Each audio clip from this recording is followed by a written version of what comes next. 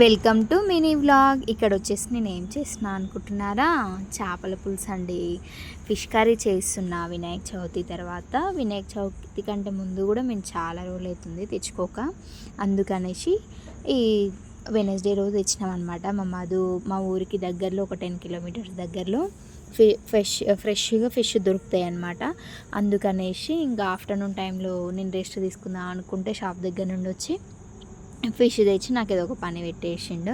అందుకే ఇక పనిలో పనిగా వీడియో కూడా ఒక మినీ బ్లాగ్ అన్న అవుతుంది కదా అనేసి తీసేసుకుంటున్నా.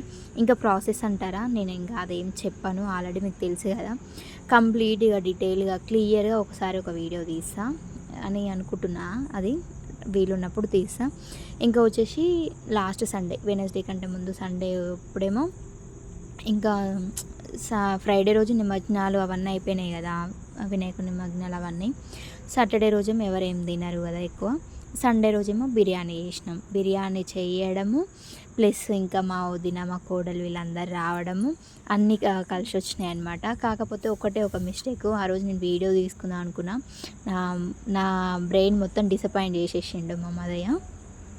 ఎందుకు అని అంటారా, నేను ఆల్రెడీ చేసిన బిర్యానీ చేసిన, మంచిగా వస్తాడు అందరం కలిసి తినొచ్చులే అని అనుకుంటే, నేను చేయడమే లేట్గా చేసిన అంటే ఆయన రావడం ఇంకా లేట్గా చేసిండు. అందుకే ఇక నేను వీడియోలు తీసుకోలేకపోయినాము. ఫైనల్గా అయితే ఆయన వచ్చేంతవరకు వెయిట్ చేసినాము. మా వదిన మా కోడలు మా పిల్లలు అందరం కలిసి అయితే ఫైనల్గా అయితే తినేసినాం అనమాట.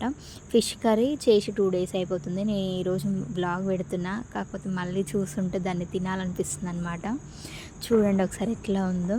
ఎందుకో అండి ఒక మిస్టేక్ అయితే ఉంటుంది నా దాంట్లో, అది అందరికీ ఉంటుంది, నాకే ఉంటుందో చెప్పండి ఒకసారి. అది ఏంటంటే, నాకు పీసెస్ మునిగేంత వరకు